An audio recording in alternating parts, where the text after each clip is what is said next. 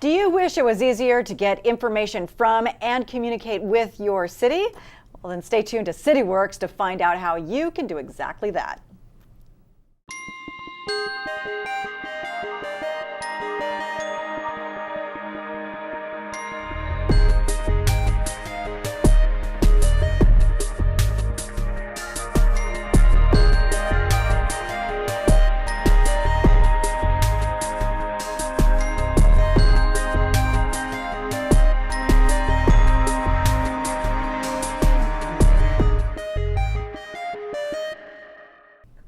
Hello everyone and welcome to CityWorks. I'm Valerie Starn.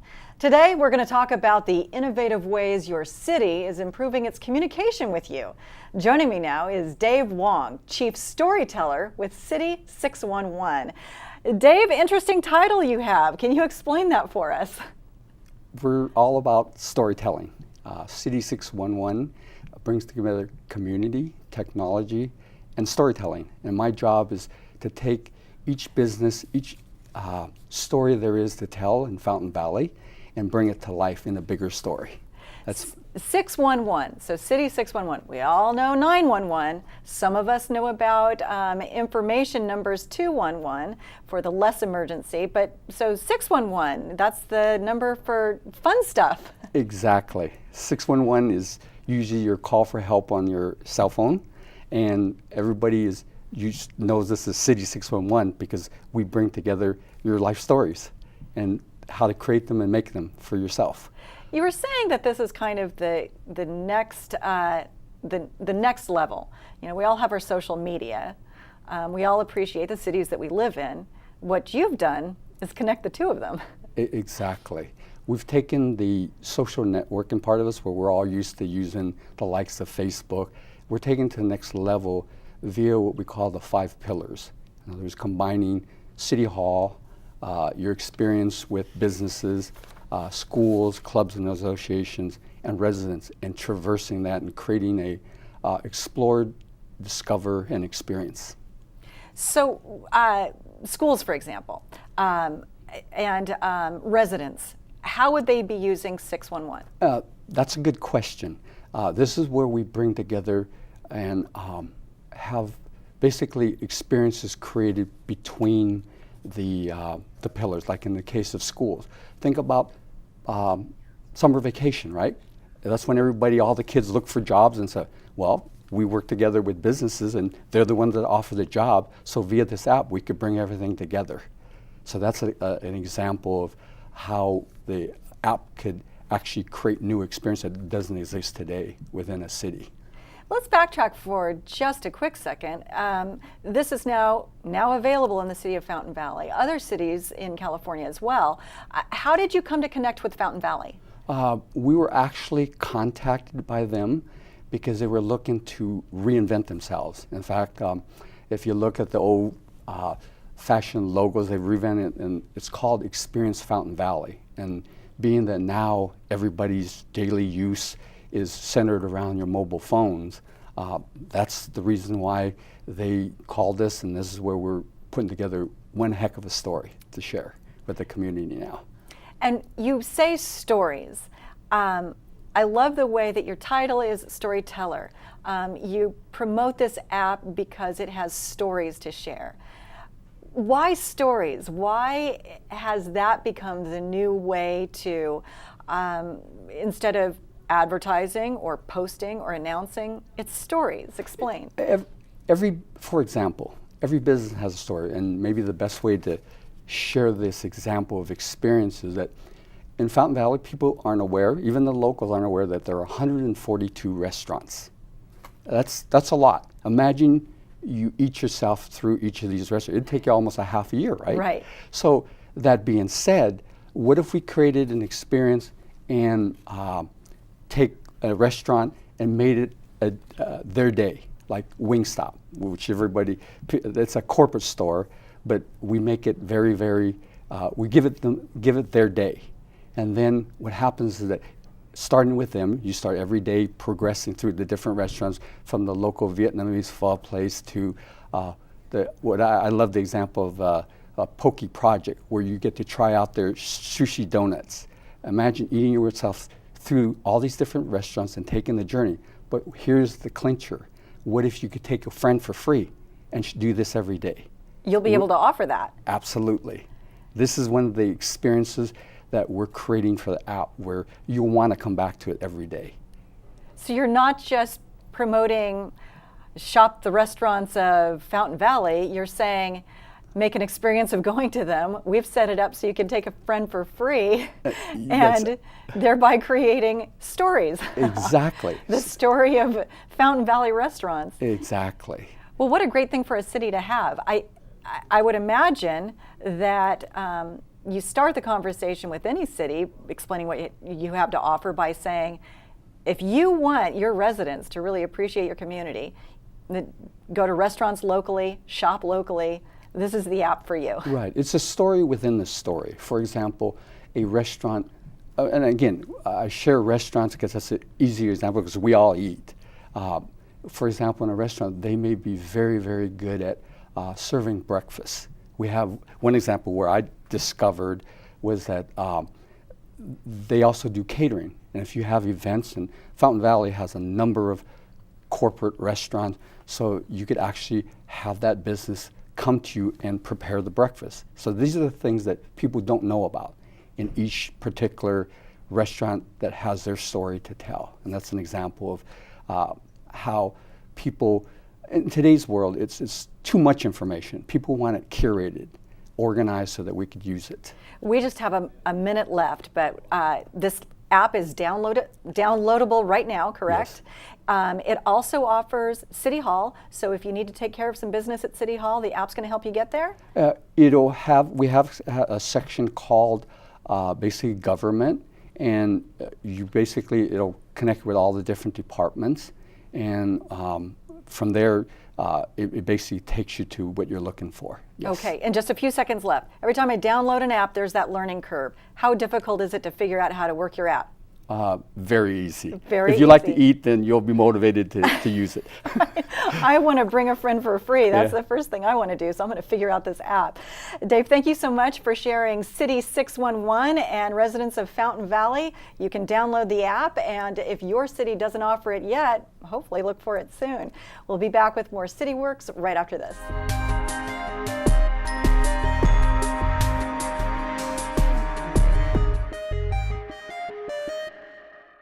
Gaining weight was easy. All I had to do was sit down and eat.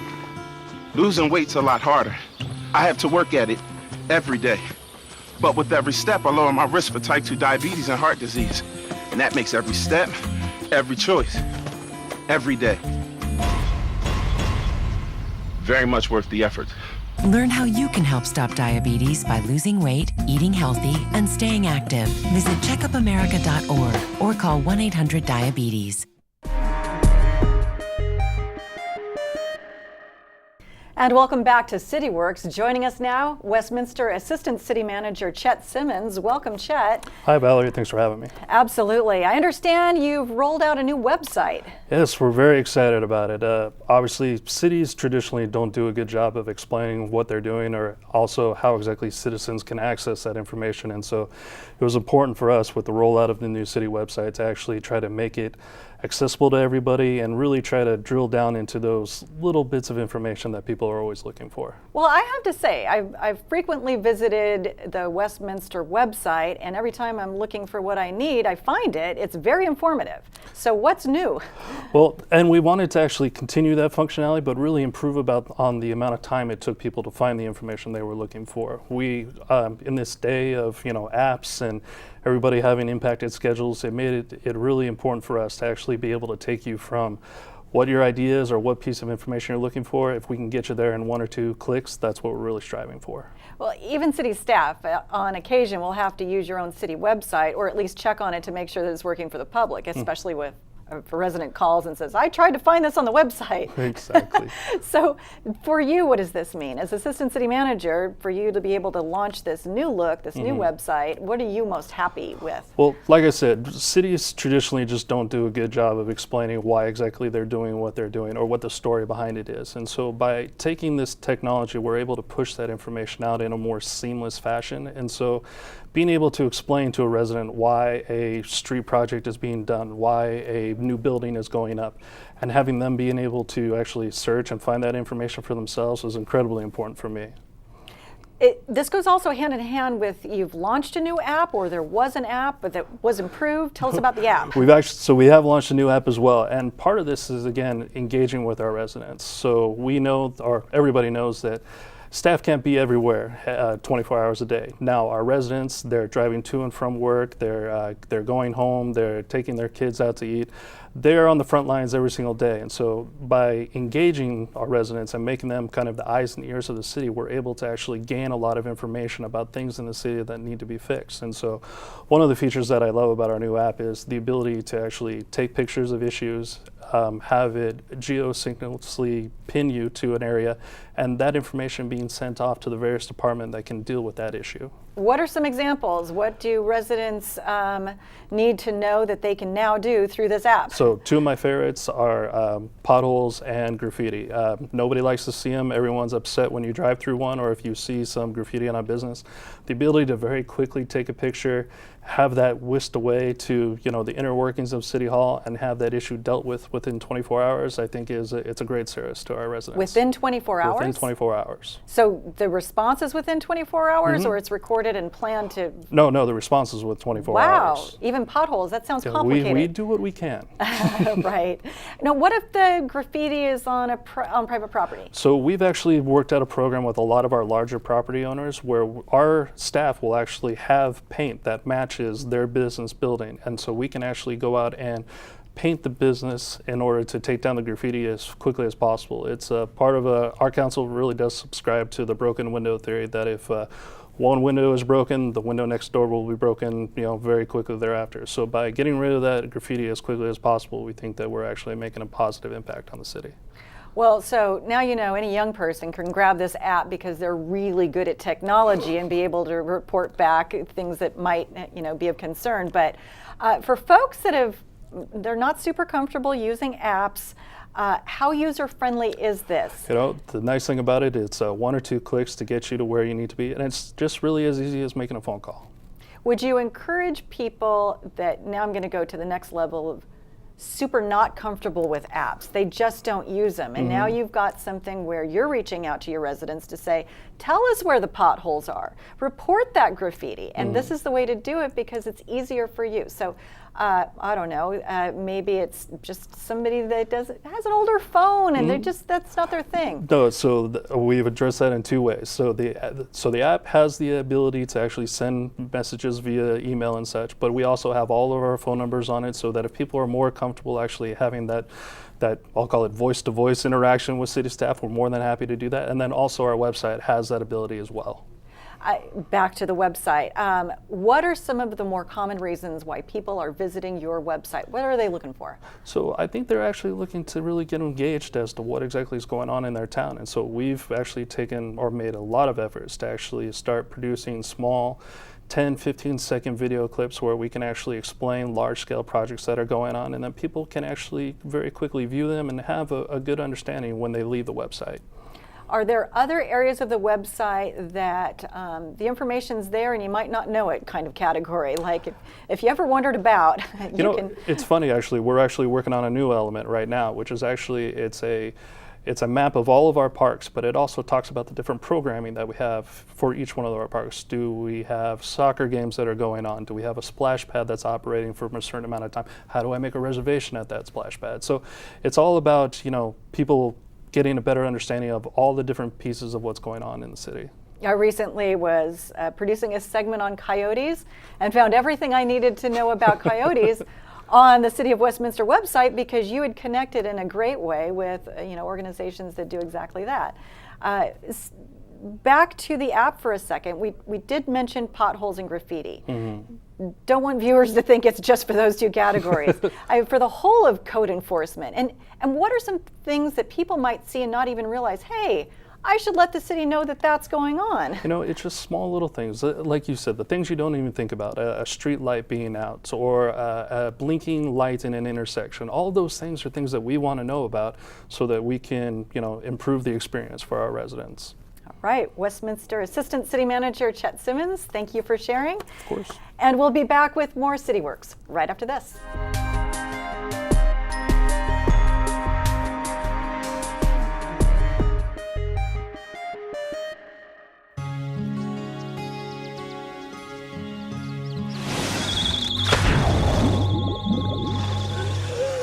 You can never know which pool safety step will save a life. Until it does. No matter how safe you feel, adding multiple safety steps can mean the difference between a close call and a call to 911. Simple steps save lives. To learn some new ones, visit poolsafely.gov.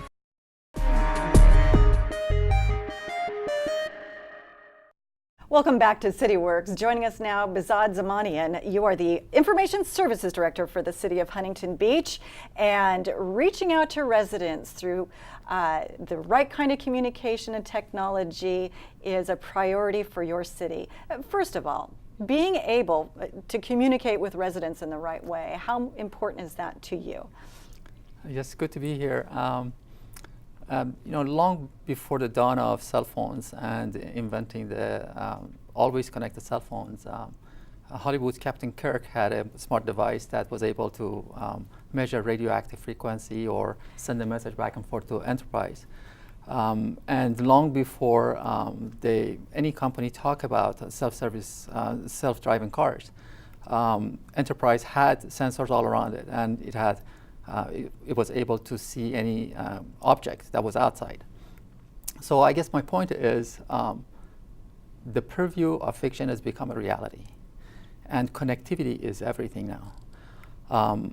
In the past 22 years, since the Telecommunication Act of 1996, which defined standards for internet has gone from nice to have to a necessity and to what I call is mandatory now.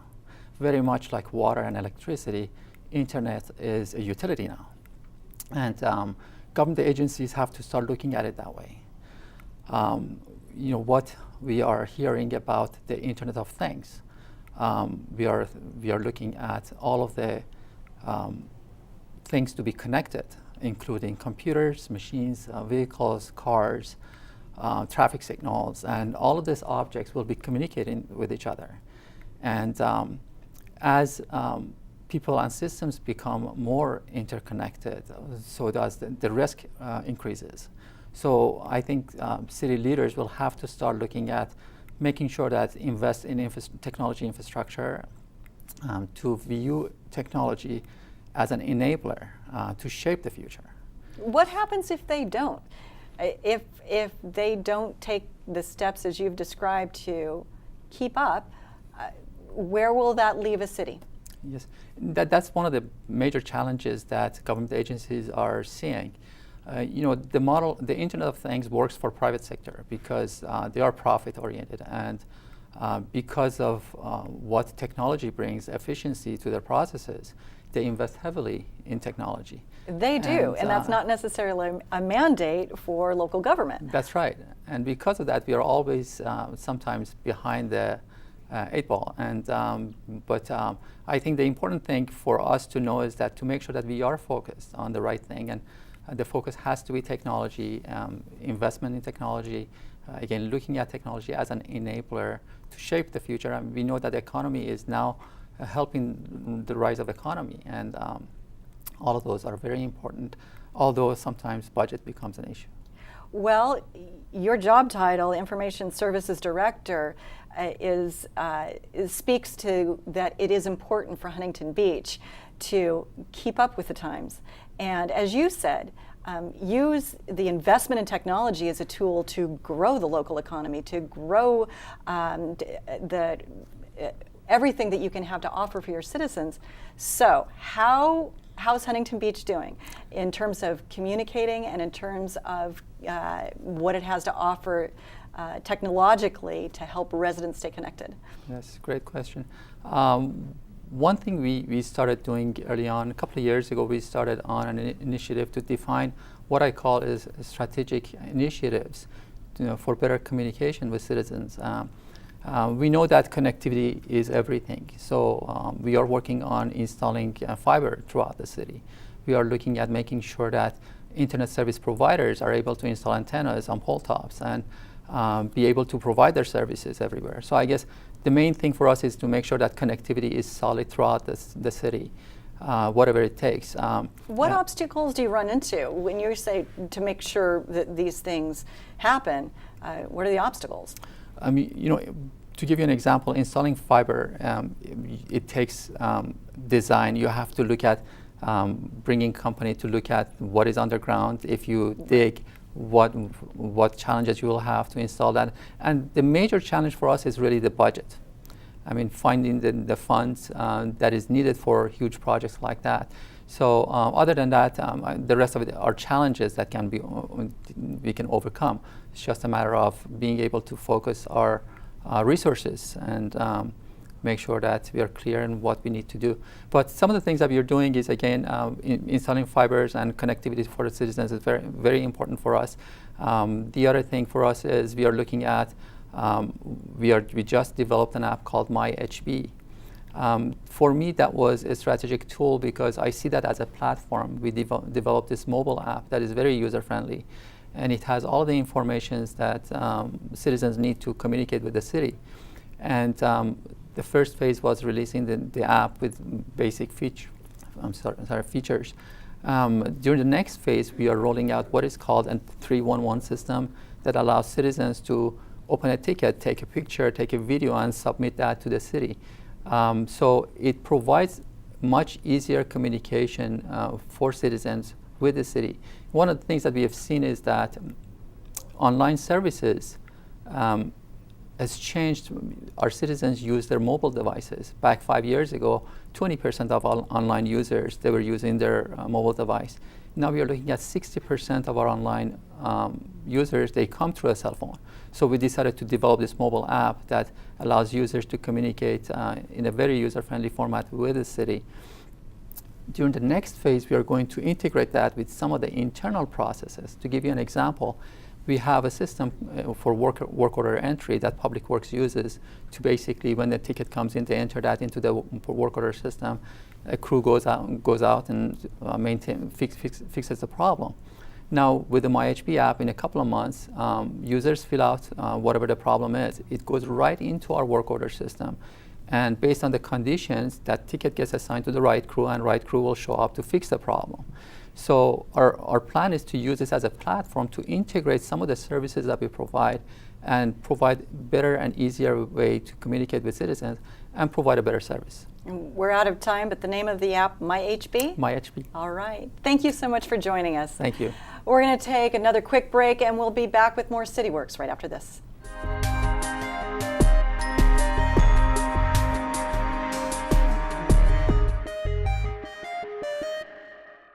You have the time to give, you have the capacity to care, you have the experience to contribute. And your country needs you, one of its greatest assets. Americans whose lifetime of knowledge and know-how will make the difference. Take what you learned in the workplace and apply those skills to your community. Shape tomorrow by being a mentor and tutor for children. Make independence a reality for people who need assistance and companionship to continue to make their house their home. Make a difference today. Get involved.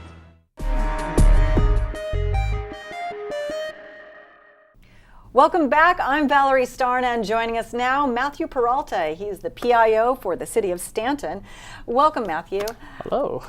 I want to ask you about your city's use of social media. Sure. Not every city, local government in general, has not necessarily embraced social media. Okay. It takes thoughtful consideration because as a person you can decide for yourself. As a city you represent many. So what's been the journey to embrace social media in Stanton?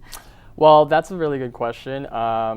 Social media, like a lot of people have noticed so far, is just, it's gaining a lot of momentum. A lot of agencies, a lot of businesses are now on Facebook, Twitter, Instagram, whatever. And now the City of Stanton is, which is a good thing because, I think the reluctancy with social media really just stems from the idea of like the unknown. Not a lot of people know like what the rules and guidelines are. There's not really like a concrete set of rules. Well, there is a lot of new territory. There is a lot of new territory, absolutely. And so I think a lot of cities are kind of, reluctant because they're not sure how to approach social media. But I think when done right, social media is one of the best tools an agency can use because, you have the effectiveness, the timeliness, the ability to reach a wide array of people within the span of seconds. You literally have information at your fingertips as long as you check your apps on your phone, which, smartphones are now everywhere. So, the city of Stanton in particular uses social media to reach out to our residents in timely manners, when they're... What platforms? So we're on Facebook, we're on Twitter, we're on Instagram. Really easy to find us, City of Stanton. Really easy usernames. And so when I'm, using social media, I'm very careful about what I put out there. It's normally promoting and advertising special events, the like, road closures, traffic updates, stuff like that, and it's really useful, and I've gotten a lot of feedback from residents saying, I checked the Facebook page and I saw that, that this was going on and I wouldn't have known that had I not checked that. And so, as we kind of move away from, typical or general print or website information and people are now migrating more to the social media platforms, I think it's really interesting and fun time to be, so involved and embracing it.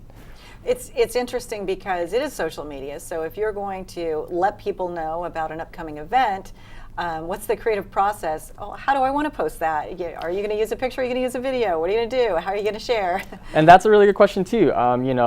Typically what my practices generally are, I try to answer, those 5 W's, like who is it, who's putting the event, obviously the city, what, where, when, why. And so, when I'm crafting posts, it's not just as simple like, hey, come to this event and send it off. You've got to be very careful about what you're saying, highlighting certain aspects of that event. Where it's going to be is very important. So the time, you want to make sure that your residents and our community know like where to be when that event is happening. And so, going through that process, to answer your question about photo or video, we've always got our flyers that I also do. So, you put those out there, associate the event with an image. And when you see that event or you see that image, you think of the event. And that's, kind of what the messaging behind that whole process is like, oh, so they're having this, I want to go to that. You want to make it appealing. Using old footage is another technique that I use. So for annual events like our concerts or movies or like our tree lightings, for example, you want to dig up old material and post it and say, hey, look, this is what happened last year. We'll be doing this again, but we'll also be adding this. And so, just kind of building on like what you've already done in the past and then now promoting it again, but this time putting a new spin on it. And, social media enables me and City to do that. And it's a really cool process. If you were limited to just putting something on a website or posting flyers at local schools, how much more of an audience do you think you're getting at your city's special events because people are on social media and they're seeing it more? I think like when you're on social media, obviously, like what I mentioned earlier, you have a wider audience. Basically, you might be reaching people that don't typically, check those, flyers in person or at the local convenience store or the store boards or whatever. When you're on social media, I could be in bed at like about to go to sleep and I could be scrolling through feeds and I will see something and, you're attracting a lot more people that way. And then, when you see something on social media, you've obviously got the benefit of word of mouth, like digital word of mouth is what I like to call it, is where, you got people sharing it, posting it to their walls or, sending it to their friends, like saying, hey, like, look what I just found online, like, we should go to this. And, you see a lot of that. A really common technique I see on Facebook walls, for example, is people tagging their friends in it, saying like, hey, you should look at then, notifying them like, hey, look, I saw this event, I think you'd be interested.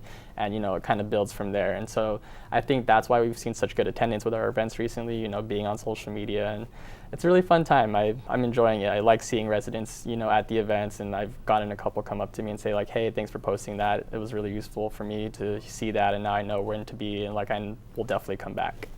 I did mention your city's website, and sure. The website is also a fantastic tool. You do a great job maintaining it, lots of great information there, easy to navigate.